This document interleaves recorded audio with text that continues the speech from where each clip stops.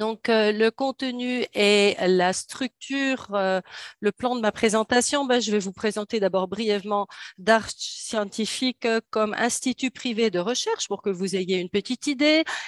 Ensuite, je vais évoquer la mesure dans laquelle les cultures cellulaires ont une importance décisive dans la recherche expérimentale en médecine actuellement. Je vais vous donner des éléments de contexte pour les essais qui ont été menés sur les essences alpha et bêta, des réflexions de principe concernant les dosages également, car ici, il faut se dire que donc au niveau des concentrations, par rapport à une situation dans un organisme, on a des tests qui ne sont pas du tout par rapport à la concentration dans l'organisme. Il faut voir quels tests d'abord sont à faire avec les essences alpha et bêta et avec quelles cellules, quels tests ont été faits et les résultats. Et ensuite, la partie suivante dans le plan de mon intervention, ce sera les conclusions et le transfert de ces résultats sur l'ensemble de l'organisme. Et la suivante. Donc, qui est Darch Scientifique? Tout d'abord, en ce qui me concerne personnellement, moi, je suis donc biochimiste, diplômée d'université, mais tout de suite après mes études, je suis allée en faculté de médecine à l'université de Tübingen en Allemagne. Et là, j'ai étudié la physiologie humaine et j'ai obtenu mon habilitation. En 2002, il y a 20 ans, j'ai quitté le service actif à l'université et depuis, je suis directeur général et scientifique de l'Institut de recherche privé d'Arch Scientific, Institut de système d'essai en biologie cellulaire. Entre-temps, j'ai atteint l'âge de la retraite, mais je n'ai pas vraiment le temps pour ma retraite parce que j'ai tant de projets, il y a tant de choses intéressantes en recherche dans mon institut que je ne peux pas m'arrêter, tout simplement. Nous menons dans notre institut des recherches précliniques interdisciplinaires dans les domaines médecine, chimie, biologie, physiologie et biochimie depuis plus de 22 ans et ceci avec succès. Donc, par principe, nous ne faisons pas d'expérimentation animale. Nous travaillons exclusivement sur des cultures cellulaires d'organes spécifiques, ce qu'on appelle les tests in vitro, c'est-à-dire en éprouvette. Nous développons et nous utilisons des procédés d'essais, de tests qui bénéficient d'une reconnaissance internationale au niveau cellulaire, qui permettent de faire une prédiction sur la situation ou les effets dans un organisme entier, c'est-à-dire de prédire les résultats in vivo à partir du in vitro. Et sur cette slide, vous voyez un aperçu des différents domaines de recherche de Darch Scientifique tels qu'ils ont été menés dans les 2 dernières décennies. Je ne vais pas vous évoquer tous ces domaines en détail. Vous voyez que le spectre est très vaste. Nous avons commencé avec des essais en toxicologie, produits médicaux, cosmétiques. On a rajouté des essais sur les eaux informées, les champs électromagnétiques et leurs effets au niveau cellulaire. La suivante, s'il vous plaît.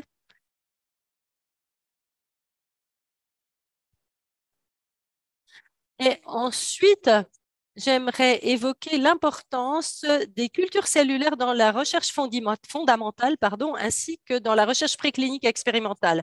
Parce qu'on dit toujours, oui, il y a des essais qui ont été menés sur des cultures cellulaires, mais dans quelle mesure est-ce que l'on peut transposer les résultats? Est-ce que c'est possible de voir pour un organisme entier? Et là, je vais éclairer un peu plus la question. Donc, par principe, les cultures cellulaires, eh bien, c'est la culture de cellules humaines, animales ou végétales dans un média de culture artificielle en dehors d'un organisme, c'est-à-dire in vitro. Mais on peut en fait isoler et cultiver les types de cellules d'organes les plus divers venant d'organes ou de tissus les plus divers, par exemple les cellules hépatiques, des cellules de virus, mais aussi des cellules de muscles, des muscles du squelette ou du cœur, etc. Et donc, la communauté scientifique dans le domaine de la médecine, biologie, pharmacologie, toxicologie, biologie, biochimie, physiologie, et dans beaucoup de domaines, la culture cellulaire bénéficie d'une reconnaissance absolue en tant que remplaçant des essais animaux. Et ces essais sur culture cellulaire peuvent être adaptés à différentes substances de test ou contexte dans le montage expérimental, dans leur conception, et ils permettent de faire des prédictions, des prévisions concernant les effets d'une substance dans l'organisme entier, c'est-à-dire in vivo. Alors, l'équipement de base d'un laboratoire de culture cellulaire, comment voir ça? Des fois, on voit ça à la télévision, mais en fait, l'équipement de base se réduit à quelques appareils décisifs. Vous voyez dans la rangée du haut différents types de boîtes, type boîte de pétri, dans différentes tailles. Au milieu, vous avez des flacons de culture. Et le truc un peu rose-rouge qui est dedans, c'est le bouillon de culture. Un bouillon de culture, une solution nutritive dans laquelle on cultive les cellules. Et puis en bas, vous voyez donc une chambre stérile. On peut donc, dans ces champs stériles, ouvrir des flacons, injecter quelque chose avec une pipette sans risquer des contaminations.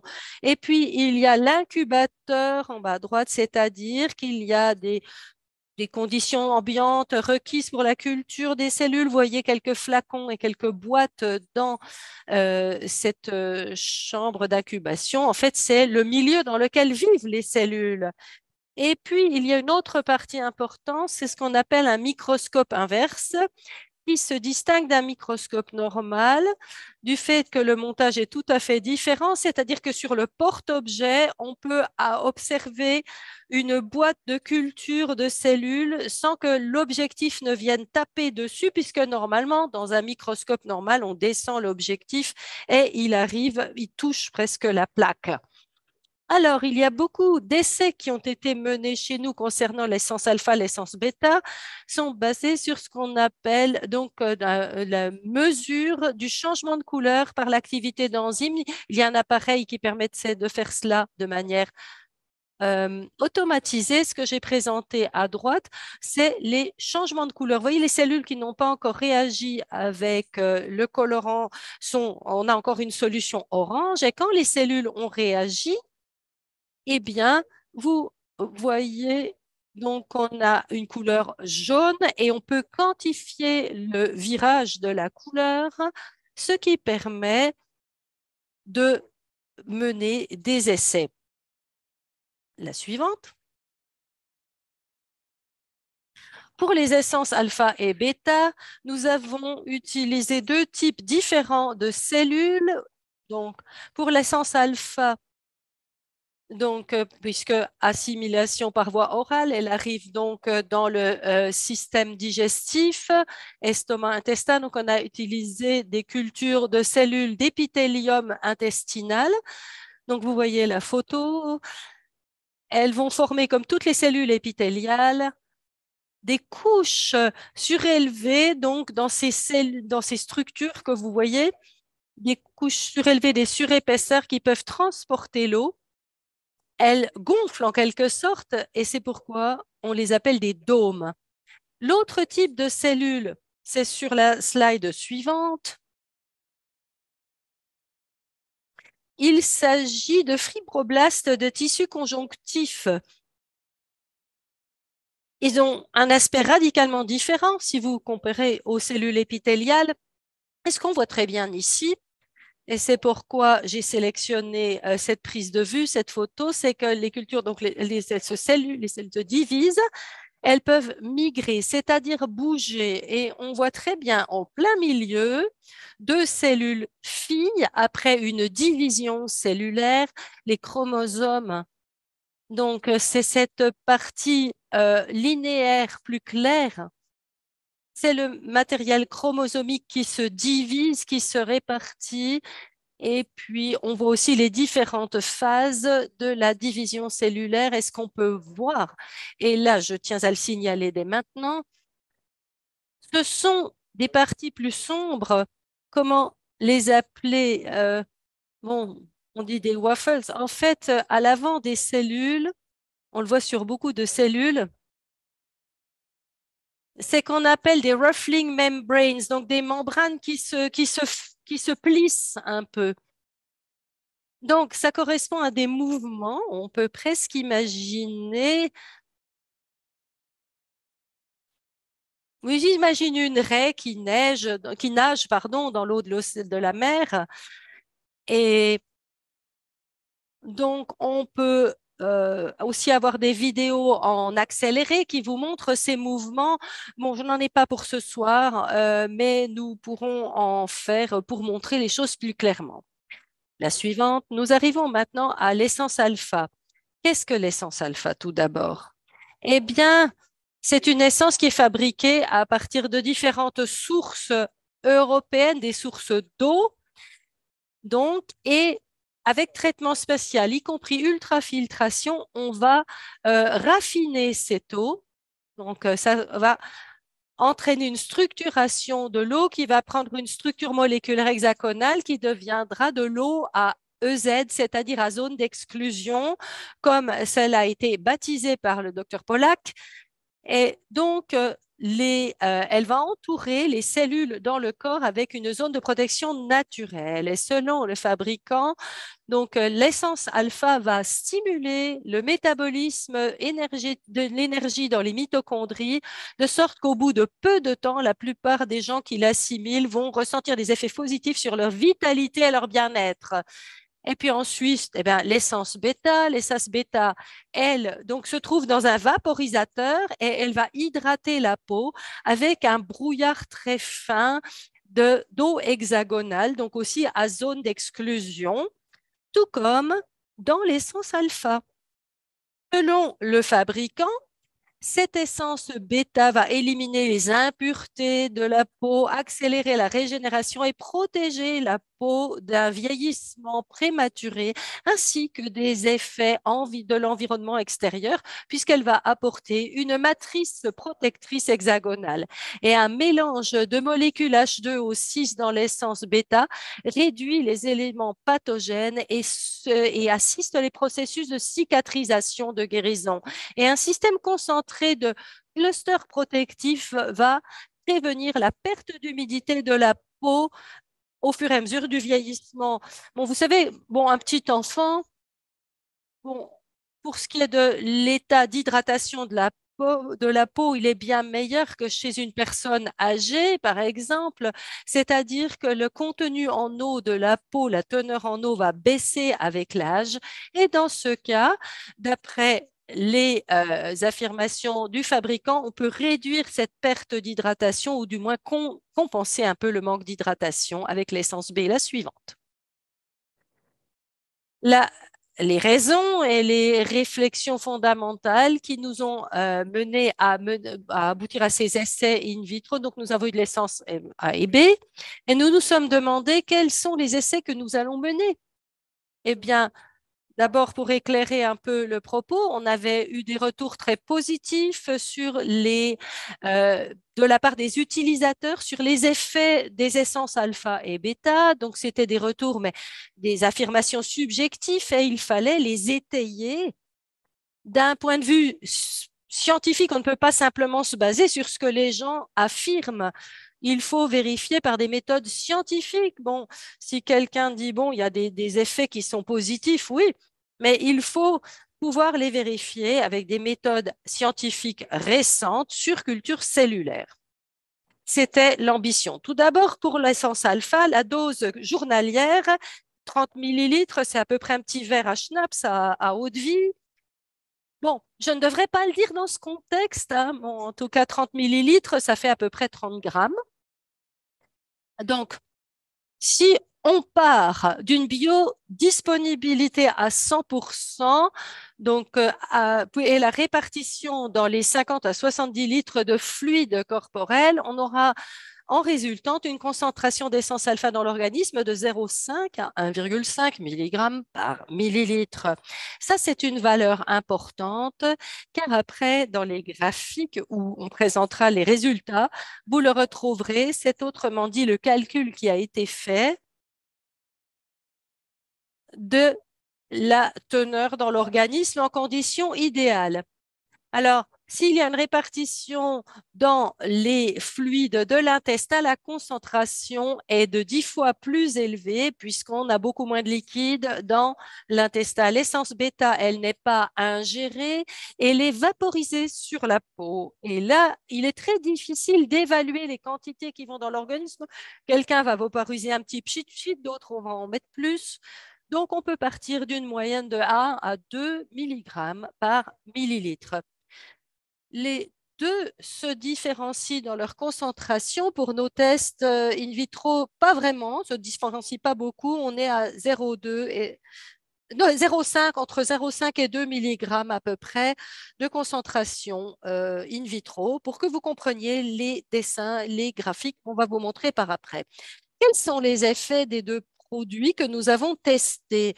Eh bien, nous avons tout d'abord regardé quelle était la vitalité cellulaire après un effet continu sur 24 heures. Nous avons étudié le métabolisme énergétique ou cellulaire après un effet continu sur 24 heures. Et ensuite, un sujet intéressant, la régénération cellulaire, la cicatrisation. Et puis quelque chose qui joue un rôle important quand on a des intolérances alimentaires ou sur la peau quand on s'est coupé ou si on a d'autres problèmes d'épiderme. Nous simulons, je tiens à le mentionner pour être exhaustif, ce qu'on appelle la phase de granulation, qui est une phase dans le processus de cicatrisation qui se distingue par le fait que des cellules vont migrer dans la lésion artificielle que nous causons in vitro et s'y répartissent pour refermer la lésion. C'est la phase de granulation. Et puis le dernier point, la dernière puce, sujet très intéressant, le stress oxydatif dans les tissus du fait de radicaux endogènes. C'est ça qu'on a utilisé. Quelque chose un phénomène qui se produit dans des processus inflammatoires ou des processus de cicatrisation secondaire. J'y reviendrai plus tard. Mais nous allons tout d'abord, la suivante, s'il vous plaît. Regardez la vitalité cellulaire et on va voir dans quelle mesure les cellules, sous l'influence des deux essences, vont se multiplier à l'intérieur d'une journée et ça va être utilisé comme indicateur pour le bien-être cellulaire. Et j'arrive tout de suite au résultat. Essence alpha, pour les cellules de l'épithélium intestinal, nous avons une progression de 50% par comparaison au groupe de contrôle non traité, ce qui peut donner à attendre qu'il y ait une intégrité accrue de la barrière intestinale et des processus de guérison des lésions beaucoup plus rapides si lésions dans l'épithélium intestinal. Pour l'essence bêta, on a étudié sur les fibroblastes de tissu conjonctif la progression qui a été de plus de 15% par rapport aux cellules non traitées. Ensuite, nous avons étudié le métabolisme basal au niveau des cellules, donc métabolisme énergétique après un effet continu de 24 heures d'essence alpha et bêta. Et ce qu'on va étudier, c'est en fait à quel degré le métabolisme cellulaire ou énergétique des cellules dans les mitochondries va être activable avec du glucose, donc il va augmenter après l'effet des essences. Donc, on peut activer cela après l'effet des essences et le degré d'activité donc, dans lequel c'est activable est mesuré et on a donc un marqueur ou un indicateur d'une augmentation possible de l'activité cellulaire.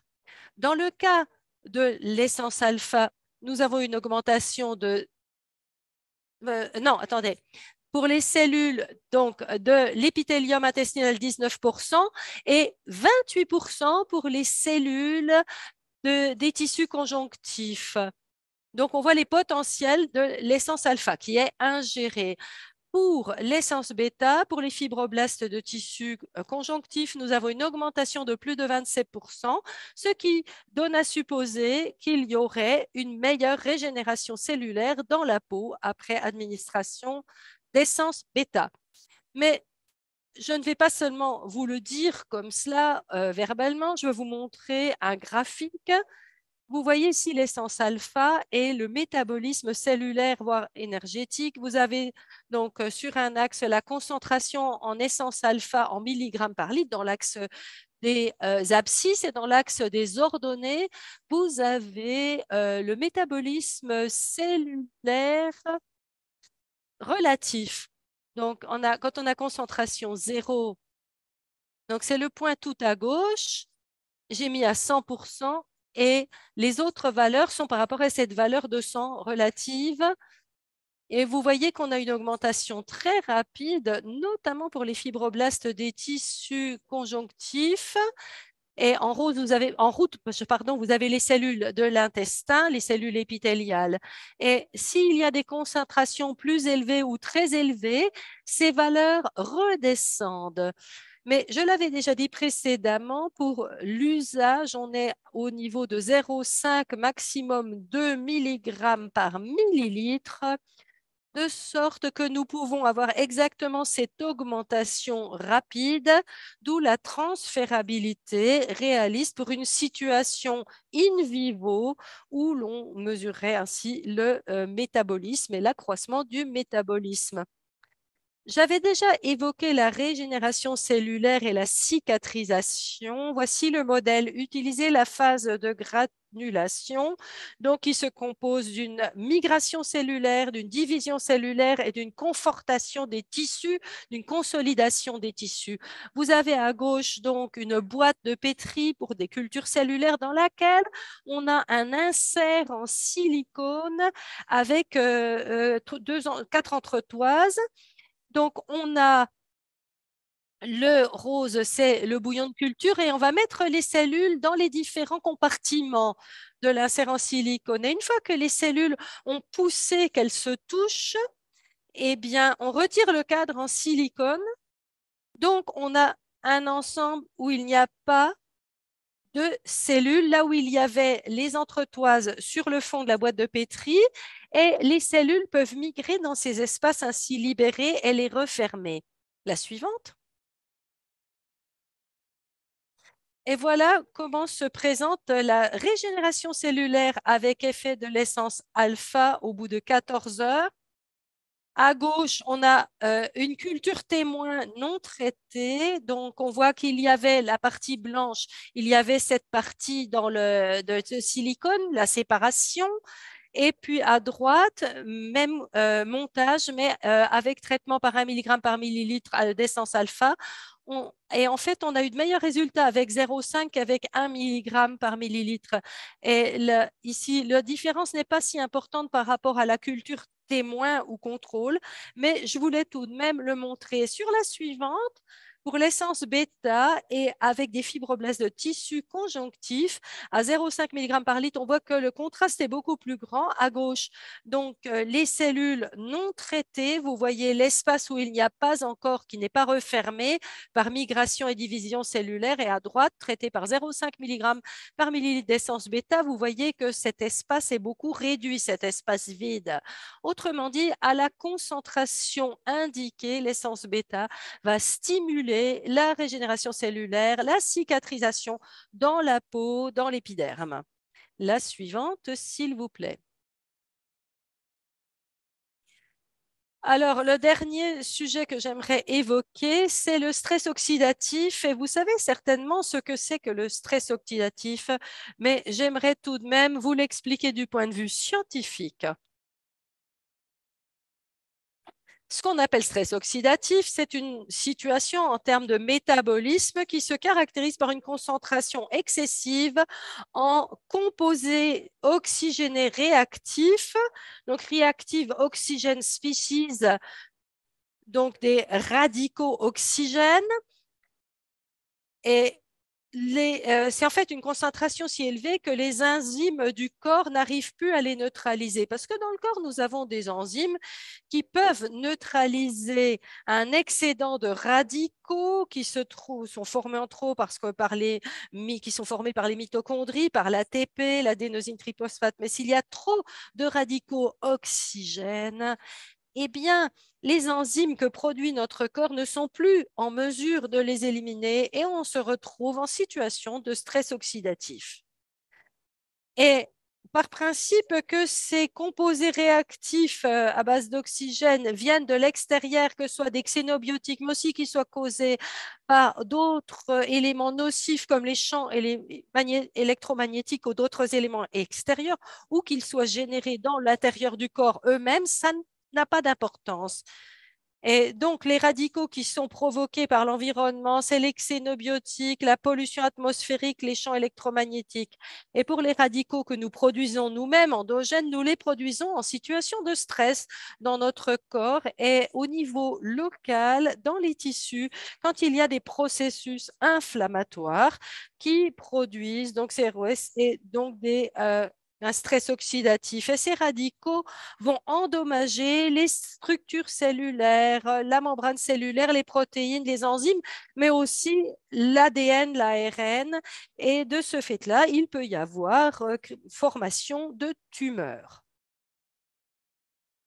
J'ai présenté ici donc le stress oxydatif au niveau des cellules. En haut à gauche, c'est une culture cellulaire avec des fibroblastes de tissu conjonctif tels qu'on les a vus précédemment.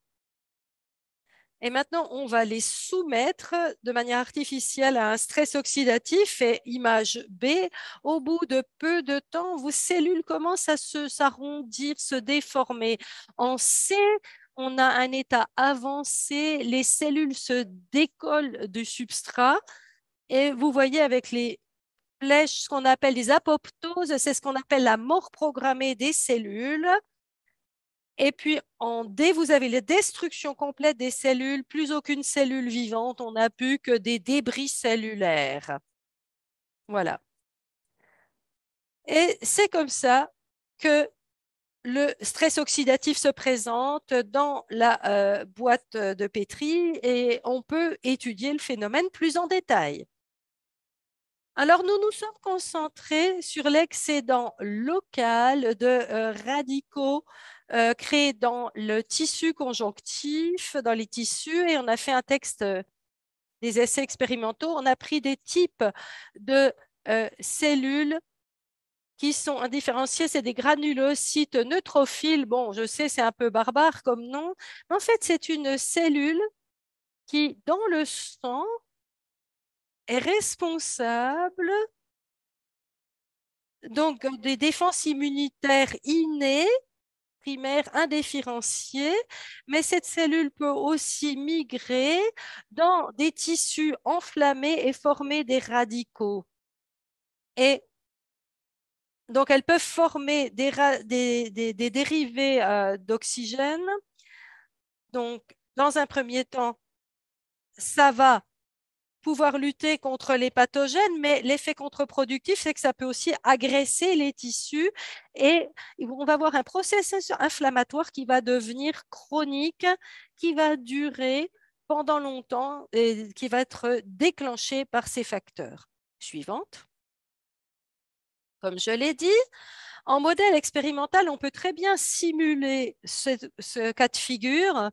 Et vous voyez que pour inhiber la formation de radicaux endogènes dans les tissus, grâce à des cellules donc, qui vont jouer un rôle, vous avez alors alpha essence en rouge et les résultats avec l'essence bêta en vert, avec des concentrations entre 0,5 et 2 mg par millilitre.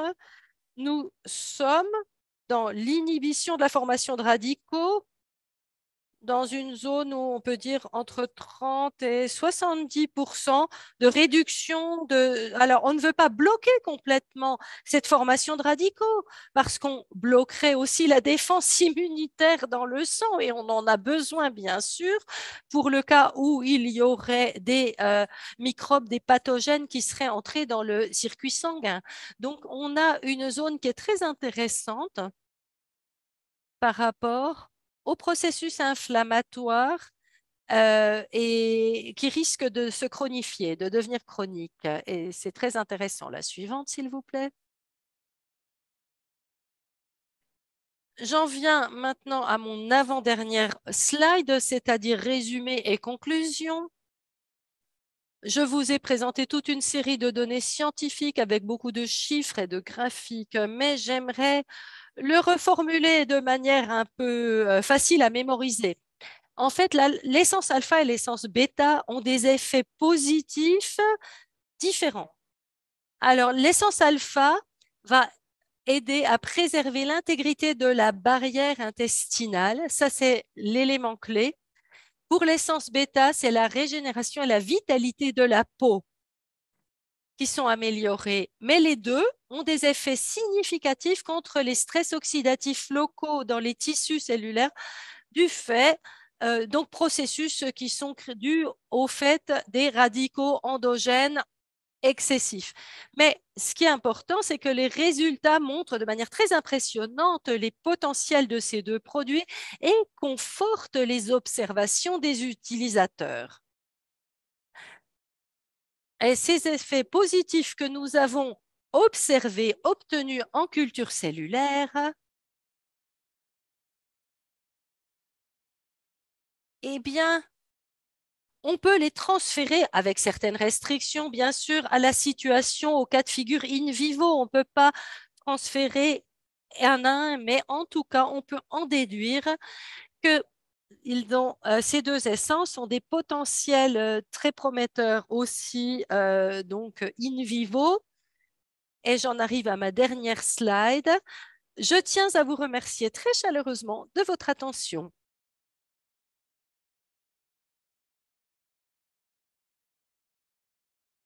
Eh bien, merci beaucoup pour cette présentation.